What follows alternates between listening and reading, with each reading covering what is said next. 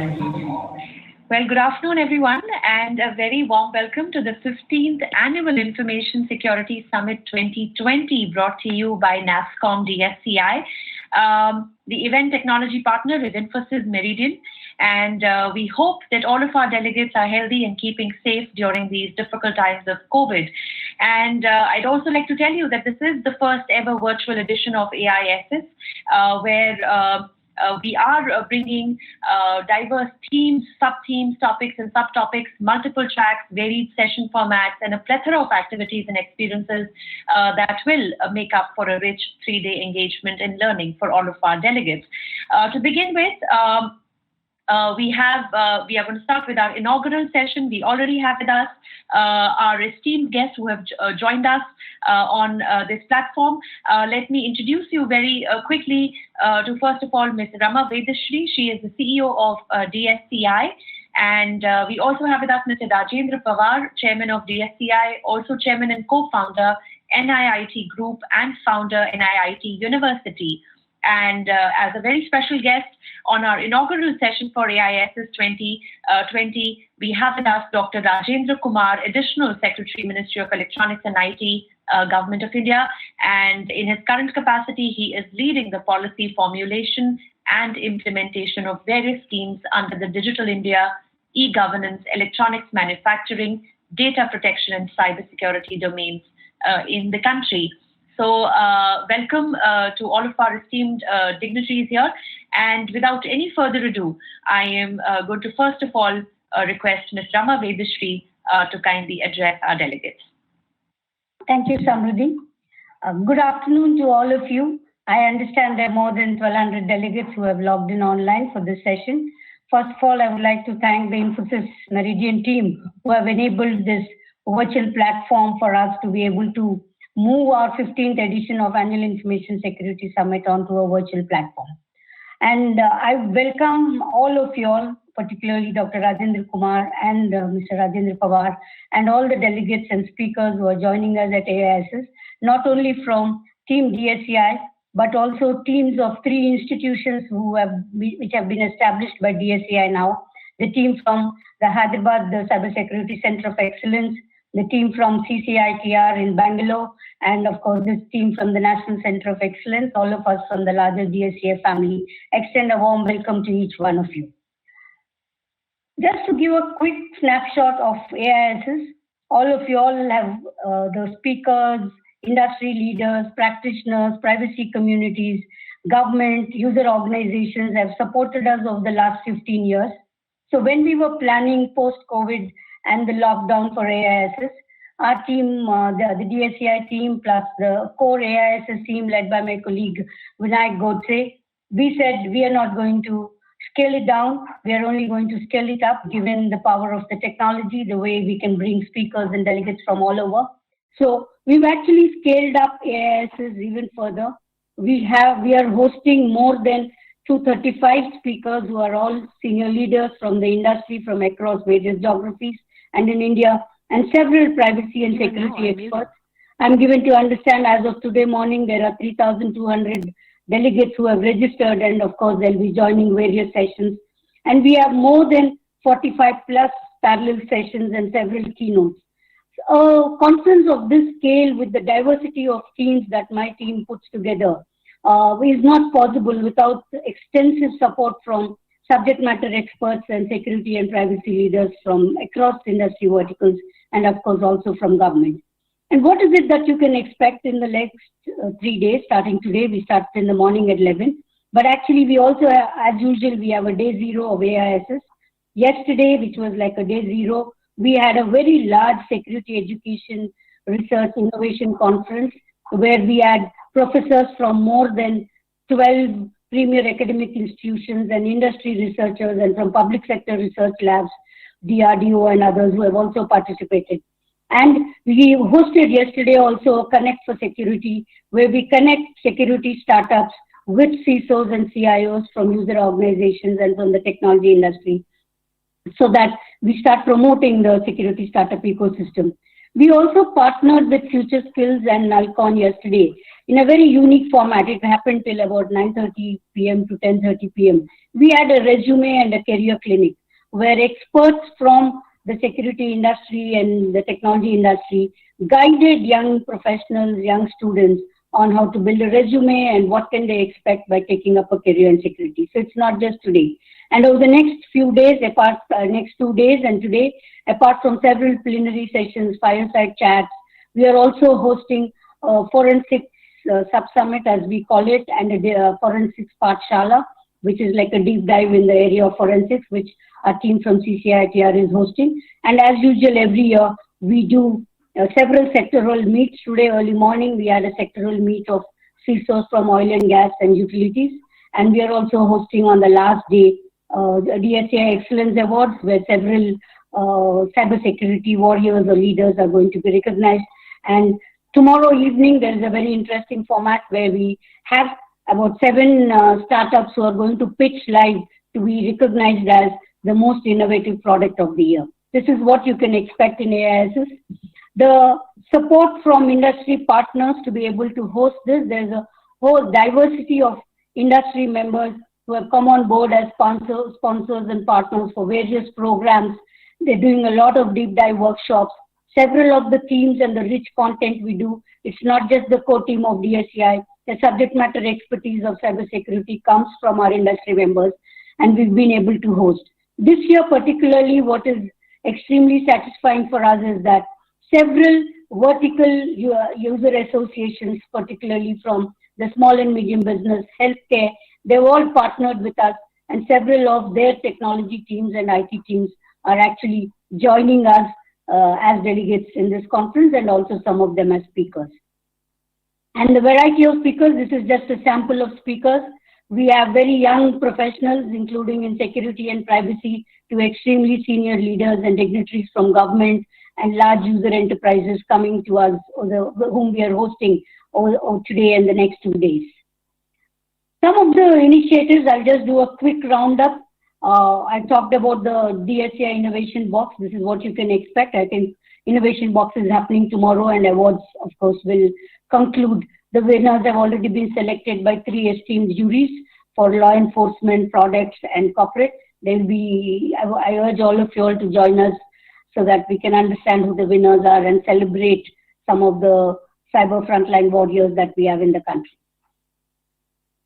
As we move forward, the most gratifying thing for Team DSCI as we went into a stringent lockdown in the month of March is the way we were able to engage with our industry members and CISOs to be able to look at what are the emerging cybersecurity challenges during the post-pandemic timeframe and the kind of ransomware attacks. And several advisories have been built.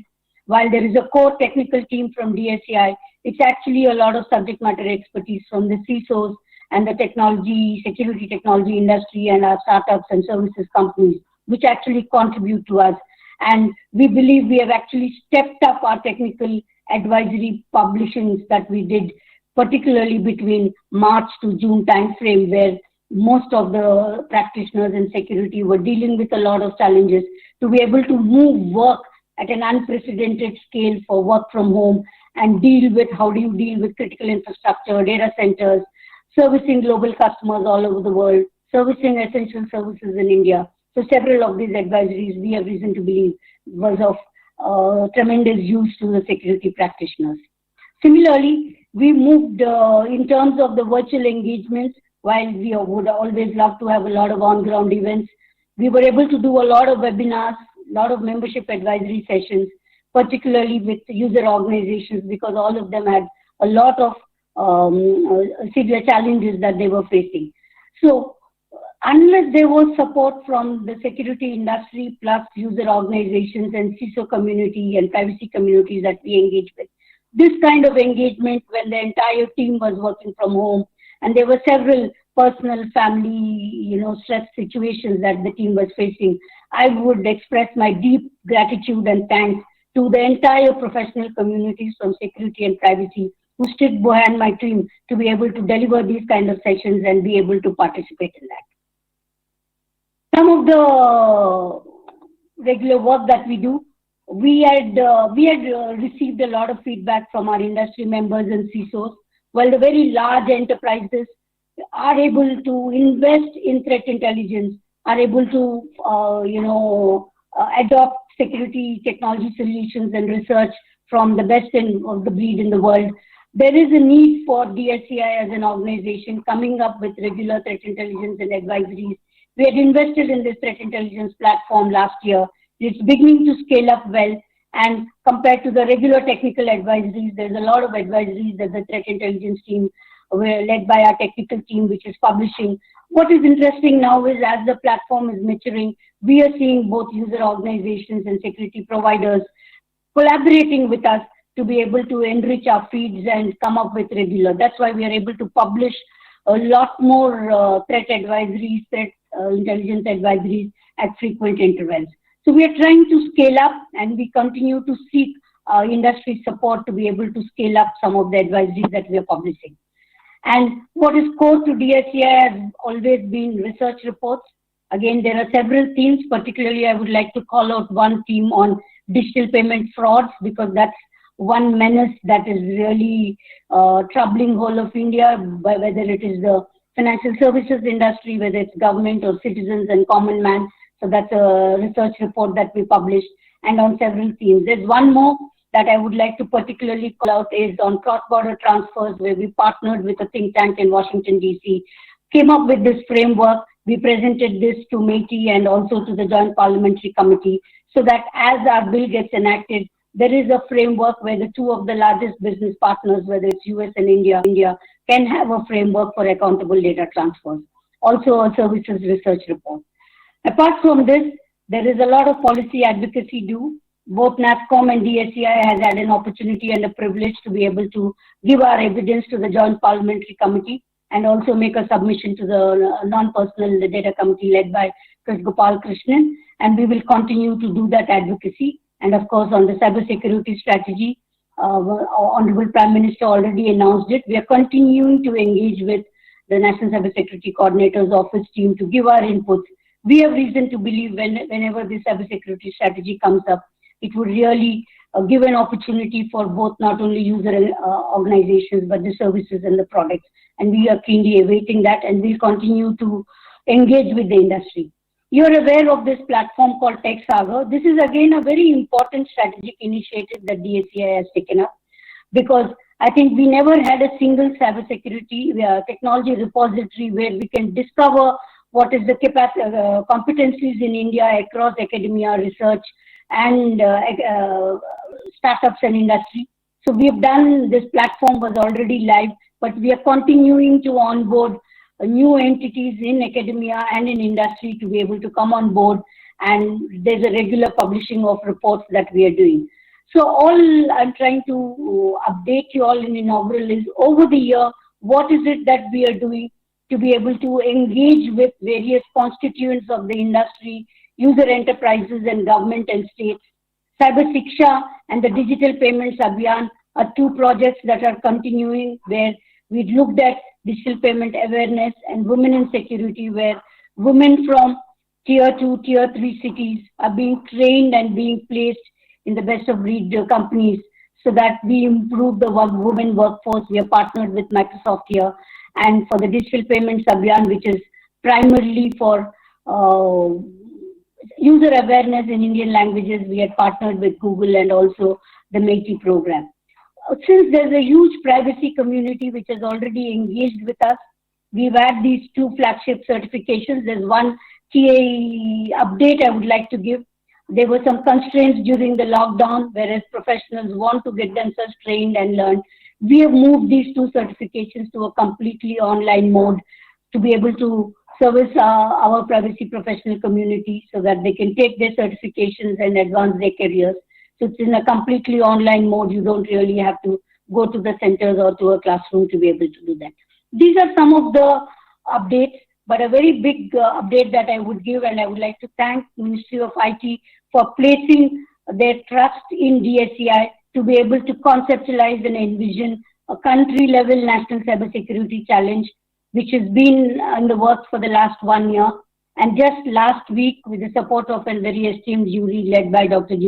Gulshan Rai, the final idea stage was already through.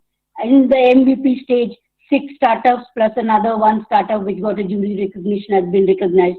And we are hoping in the next 3 to 4 months, this will drive the innovation wave for deep tech security startups to come up with products and solutions which are wonderful. So broadly, we've been able to look at the day-to-day advocacy work, technology, technical advisories and threat intelligence advisories, but we are also looking at longer-term strategic initiatives which will spur technology development and innovation. And my senior colleague, Mr. Pawar, will talk a little more of some of the strategic programs and centers that we have established. So thank you for joining us. Do attend most of the sessions and also do join us at Innovation Box and the Awards Excellence. Over to you, Samruddhi. Well, thank you very much, Ms. Vedashree, for talking to all of us here. And it is time for me to now invite Mr. Rajendra Pawar, the chairman of DSCI, to say a few words to talk to all of our delegates who've joined us on our today's webinar.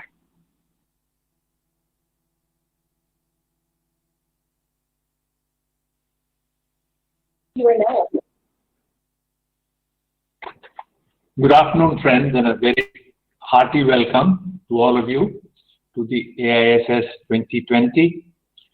I feel really proud to say that Rama and her team have done an exceptional job, and she had to run through very fast to tell you what all she's doing. And she's covered a lot of it, but not all of it. I think they've done a phenomenal job, and all of you got a quick exposure to that. So I will only add a few highlights. First and foremost, I think we took a conscious decision when we started DSCI, and then after the cybersecurity task force was put together, that a clear indication of how well the sector is doing would be to see the range and scale of activities which all culminate then in the creation of the industry as well. So from that point of view, this has been an excellent year, and let me just share a few data points. Because this has been a year of growth in many dimensions. You've heard many qualitative and project dimensions already. But when we look at the cybersecurity industry in India, now we had pegged for ourselves at one point a goal that by 2025, this sector should become 10% of the overall IT sector. So how are we progressing? In financial year 18, we were at 5.6%. In 19, we were 6.3%.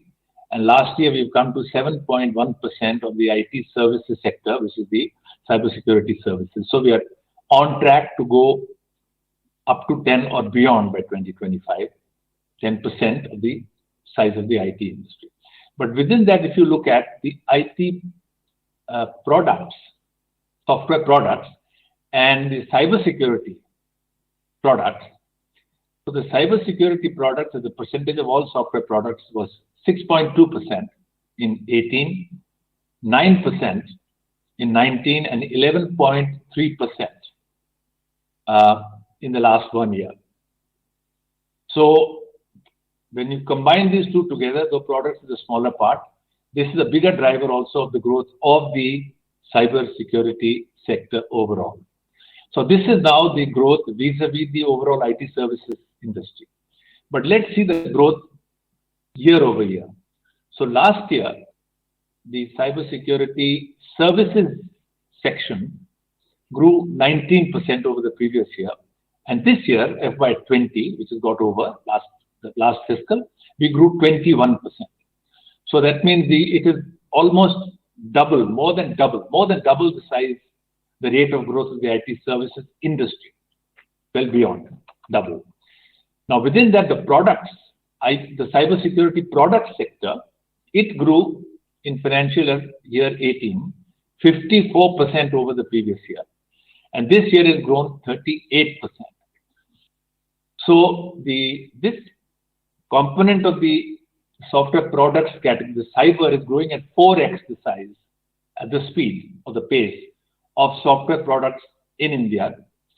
So overall, as you can see, in terms of this growth of the sector, whether it's cybersecurity services or cybersecurity products, we are going at the pace which we had set for ourselves and a bit better, I would say.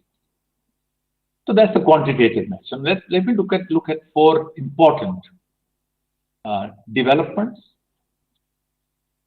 The first of these is that in January this year, we inaugurated the Hyderabad Center of Excellence, which is DSCI, along with Telangana State.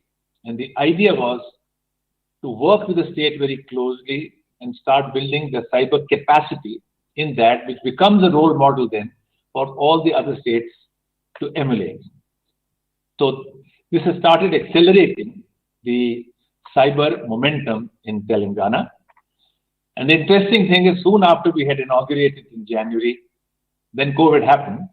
And I've been very impressed to see the pace at which they turned virtual in spite of being just 2 months old. And in this period, they've had over 40 cyber events, over 4,500 cyber professionals trained or participated, 5 startups being supported in the center, and most recently, the partnership with Netherlands. And some of you may recall that when we were doing the plan for cyber in India, we had visited Netherlands to look at the Delta and see how they are working, building the industry. So a partnership between the center in Telangana with the Netherlands Delta is a very big and important landmark in the journey of our Center of Excellence in Hyderabad. The second big initiative, a bit older, but very significant one, is the Center for Cyber Crime Investigation, Training and Research, CCITR, which is Karnataka government and the Infosys Foundation along with DSCI.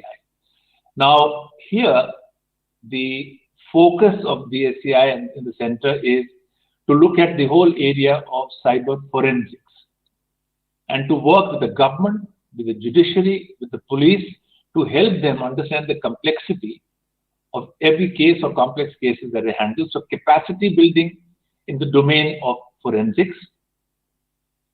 And here in this, while the cyber labs were set up a while ago, it's only last financial year, 2019, that we set up the CCITR, and it got on to a great start in its new mode. And here we have trained over 7,500 people in this year, of which 2,500 are specialists in forensics. So very significant component of the work within cyber, which is forensic capability building. So if Telangana is building a capacity for a state in everything cyber, in Karnataka we are focusing on one very crucial vertical and building capacity again, which can be emulated everywhere. The third and perhaps the biggest initiative has been the National COE, where we are working jointly with MeitY, and it's a pleasure to have Dr. Rajendra Kumar from MeitY, our partners in this national initiative. It's a flagship project. It's a very well supported project. And here the whole idea is about technology development and entrepreneurship development. Again, ideas to be built, disseminated, and of course, to be replicated. So this has been set up in Noida. It was started early this year, this calendar year. Already has 18 startups which are incubated, almost 24 university partners, both in the government sector as well as private universities. A very well-equipped technology research lab which will be enhancing, and it's a point to go to for all specialists. The Security Operations Center, a lot of very special infrastructure, and already in less than a year, over 4,500 people have been trained here. And finally, I want to talk about the big effort on industry development. And we've spoken of this for a while. So the use case clearing house, and you may recall we've talked about that every year. What's the one place from where ideas can develop, which can then be thrown open to startups, to universities, to companies, to look at use cases and build technology and capability around that. So this has become very active and is becoming a very good source of ideas and challenges for people to work on. Then we've also partnered with many industry bodies to move the know-how laterally across sectors. It's important for us to do that, to take technology into various sectors. And more industry bodies are coming online to benefit from the output of the National COE. And in August this year, we also launched a very important report, which is the Cyber Services Landscape Report, which educates the whole country and our whole industry on what the opportunities are, what the challenges are, what the way forward is. And we took a special attention to work on the small and medium businesses who quite obviously are as prone to threats on one side and are as big a source of opportunity. So the small and medium business preparedness report and the cyber adoption framework, which will help them to embrace the capabilities which are required. And all of this with a very active engagement of our CISO community. I think that's an important point I want to make, because eventually within the country, the capacity to make our organizations, states, institutions, all entities secure sits with our very competent and large team of CISOs across the country. And I think we've been able to engage them very, very actively, and they play a very significant role. So all of these larger activities are, I think, these big initiatives, and we are very confident that the way Rama and team have been able to do a large amount of work, they've become a fantastic fountainhead of knowledge on cyber. You've seen the number of reports you mentioned, the studies you mentioned. So these bigger projects are also working on newer areas, bigger areas. And so with all of that, I think we are very well set to do what we said we would do when we embarked on the ambitious projects in cyber, and perhaps we even exceed those, and therefore work towards the bigger goal of making India a hub of cybersecurity for the whole world. Thanks once again for being there. I know you have a very, very rich lineup of speakers. And like Rama said, rather than being concerned about what are we going to do this year, I think they've flipped as startups do. And they flipped over to a virtual mode, and we have a much bigger range of speakers globally and also participants. So it's become, in that sense, a much bigger, richer, and more interactive conference. So I wish you all the very best, and I hope you have a great event this year. Well, thank you very much. Thank you very much, Mr. Pawar, for talking to all of us. And we also have with us, as I mentioned, Dr. Rajendra Kumar, Additional Secretary, MeitY, who is a very special guest on our inaugural session for AISS 2020 this afternoon. And we thank you, Dr. Kumar, for having spared some of your most valuable time. And you've been waiting patiently, so now I'd like to invite you to address our delegates from the world over. Over to you. Yeah, thank you so much, and very good afternoon to all of you. I'm happy to see that even in this post-pandemic scenario, this event has gone from strength to strength, and the participant levels have seen increase this year. You heard from both the speakers previously about the impact of the pandemic and how it is impacting the entire digital world and the cybersecurity scenario. Let me try to place this entire discussion in the broader context of the overall vision that we have formulated for the growth of digital economy in India, and how we see this panning out in the coming time. As we see the impact of the pandemic in various sectors of the economy, we have also seen the adoption of digital going up several notches compared to what was happening in the pre-pandemic times.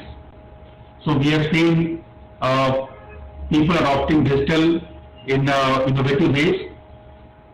Government, organizations, industry adopting digital in the best way possible that they could think of to ensure that the impacts of lockdown restrictions are mitigated to the extent possible. Let me begin by saying that in the government sector, we have seen this as an opportunity to really ensure that we adopt digital in the best ways possible, in the most innovative ways, and we reach out to everyone, citizens, businesses, everyone, even in these difficult times, through these new means, through these new technologies. And in that we have been largely successful. In government itself, we have seen digital being adopted by all departments, both at the central level and at the state level. We have seen adoption of work from home. We have seen people going for electronic modes of clearing files, giving approvals, holding meetings, holding discussions, taking decisions. So all that happened in a very short span of time compared to all the efforts that we were trying to put in the pre-pandemic world. So that's a very positive impact of the pandemic. And in this new normal, we see this trend continuing. So that's the first thing that I would like to mention here. In the post-pandemic world, in the new normal that we see emerging around us, we see the adoption of digital continuing, growing further. We see this as one of the main methods of working in the time to come. In the context of the digital economy, this is going to have, we think, a very positive impact. Last year we had unveiled the vision of $1 trillion digital economy by 2025, and this was in the overall GDP size of about 5 trillion in 2025. But now we think that the contribution could be even more, because the adoption digital that we hope to see in 3 years' time has happened in 6 months or less than a year. So we think that in the post-pandemic world, once the economy recovers, the growth of digital part of the economy is going to be even stronger, and the contribution is going to be greater to the overall GDP. Maybe we would slip maybe by 1 year or so, but definitely in the next 5 to 6 years, our economy should reach the target of 5 trillion, and our digital economy's contribution should exceed $1 trillion that we have targeted for. So how the government departments are coping with this new trend of doing everything the digital way? We are working with all departments, and one clear growth, one clear path that we have seen happening is the growth of digital platforms. There is now a shift from products, applications, to building large digital platforms in all domains of governance. And we are supporting the growth of this trend. We are working with all departments in Government of India, all state governments in various domains, where we are supporting them to build large national public digital platforms, which would integrate or bring on a common platform all the diverse applications in that domain. And that's a major shift that we see happening, and that we think can really change the entire perception of how government works, how government services are delivered, and how government interacts with citizens and businesses. Already one example is that is currently being rolled out across the entire country is in the health sector, where the National Digital Health Mission has been launched by the Honorable Prime Minister on 15th August, and the Health Ministry is really putting all its efforts to build this national digital health platform, which aims to transform the delivery of healthcare to citizens through a common digital interface. which will involve healthcare provision by both private and public sectors. We are working on similar platforms with other domain ministries, education, agriculture, transport and logistics, and some other ministries as well, where the goal is to bring all their diverse applications now onto a common platform which can deliver services seamlessly to citizens and businesses without the current difficulties of navigating through multiple websites, navigating through multiple apps, giving different identities for availing service, etc. So all those issues we hope to address soon in the time to come through these public digital platforms. Another area which is going to have a huge impact on security, cyber security and data handling is in the field of privacy and data protection. This is another domain that is becoming very important now in our economy and also the world over. And in this area, as some of you may be aware, we already have a bill which is pending in the Parliament, which aims to bring a legal framework for entire data governance domain in the country.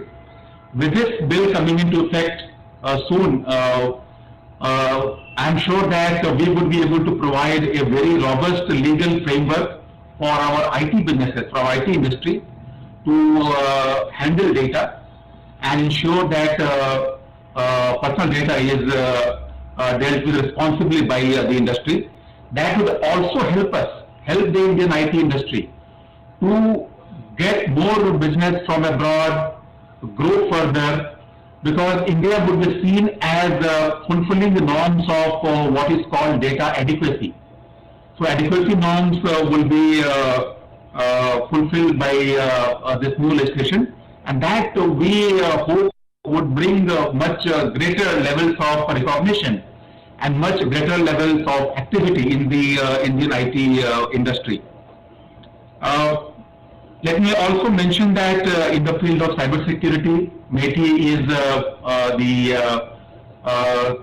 main ministry dealing with this domain, and we are spearheading, leading all the national level efforts in this direction. We brought out the first policy on in cybersecurity in 2013, and currently the activities are within that overall framework of the policy of 2013. A new policy framework is now being put in place, and that we hope would bring the latest in terms of the policy efforts to ensure that the cybersecurity issues are addressed comprehensively and with adequate attention by all the stakeholders. Let me just briefly tell about our main activities in this domain, what we are currently doing and how it is going to impact this entire cybersecurity domain in the time to come. As a part of the overall policy framework, capacity building is a key area that we are focused on, and we are seeing this need as the main focus areas. Unless we improve capacities across the entire spectrum, both in the government and the private sector, we cannot really hope to address the issues of cybersecurity comprehensively. We have seen the evolving threats in this domain, especially in the current pandemic situation, where the threat spectrum has grown many-fold, and new threats are emerging on a daily basis, on a regular basis. And the levels of threats, the sophistication have gone up significantly. And currently, in fact, we are seeing probably 2 or 3 times the number of incidents that were happening in the pre-pandemic years. So that shows the level of effort that we all need to undertake to address this challenge. As a series of steps, just recently, last month, we started a major training program aimed at government departments, various domain ministries in the Government of India. The idea is to train all government officials. Let me just mention it again. All government officials through a certain basic level of cybersecurity training, so that they can become aware of the issues, and in their own work in the ministry or in their own work with their own personal devices, they can understand and take appropriate steps to address those threats. So that's the first level effort, broad-based, covering all Ministry Government of India, all state governments, where the target is to really train all the officials with this level of training. The second step that we have taken, which it was launched just last week with the first training program, is to train a nucleus of government officials in each domain ministry. Those who are already doing work in this area, or those who are interested, having the aptitude. We want to train them through a deep dive training program of 5 days duration, which would involve a deeper level of understanding of the threat spectrum and the steps that need to be taken to mitigate those threats. This also has been started. This is all pursuant to discussions at various levels to really ensure that our domain ministries are capable of understanding the threat in the cyberspace and they're able to meet them. As a part of the effort, as was mentioned by both Rama and Mr. Rajendra Pawar, MeitY is working with industry very actively to really ensure that we address the challenge of cybersecurity in a collaborative way to the extent possible. We are running several centers of excellence in various domains, also in cybersecurity domain, where the target, where the goal is that we involve the startups, we involve the industry in really developing cutting-edge technologies and bringing them to use in various domains to address this emerging threat perception. Rama talked about the Cybersecurity Grand Challenge, which is a major program that the MeitY has undertaken to involve the startups in developing really cutting-edge products in this area, which can address our requirements and also address the requirements globally in this domain. So these products, we hope the startups can really grow these efforts and become internationally recognizable in this domain. They can grow to meet the needs of even other countries. So that's the area and the broad direction that we are currently working on. I'm sure events of this type, they serve very useful purpose in bringing all the stakeholders together and ensuring that we all put our minds together to address, to understand and address this emerging threat scenario. As has been mentioned repeatedly, this is one area where we really need to focus our efforts upon because of the threat perception from various players internationally. And as they increase in sophistication in the type of attacks and type of threats they pose to us, we also need to step up our efforts to address those challenges. I can assure that MeitY is fully aware of the entire range of issues, and we would really like to work with the industry. We would like to work with the relevant players. We would like to work with DSCI, NASSCOM, all the other stakeholders to really understand and take steps that can help us in addressing this challenge. Let me appreciate the efforts taken by DSCI and NASSCOM in this domain for the last. And I'm sure in the time to come, these efforts that we have been taking up, we have been making, would really prove very useful and beneficial. Let me convey my best wishes to all the participants for this event and for subsequent deliberations today, tomorrow. And also, I hope that we can come out with a set of ideas, recommendations, best practices, which we all can use in our own work to ensure that we meet the needs of cybersecurity. So thank you very much for inviting me here, and I really wish all the very best for this event. Thank you. Well, thank you very much. Dr. Kumar, for joining us this afternoon on our inaugural session of AISS 2020. And thank you very much for that comprehensive talk. And with that, to all of our delegates, we have come to an end of the inaugural session. I'd like to once again extend our sincerest gratitude to Ms. Rama Vedashri, to Dr. Rajendra Kumar, and to Mr. Rajendra Pawar, Chairman of DSCI, for joining us on the inaugural session.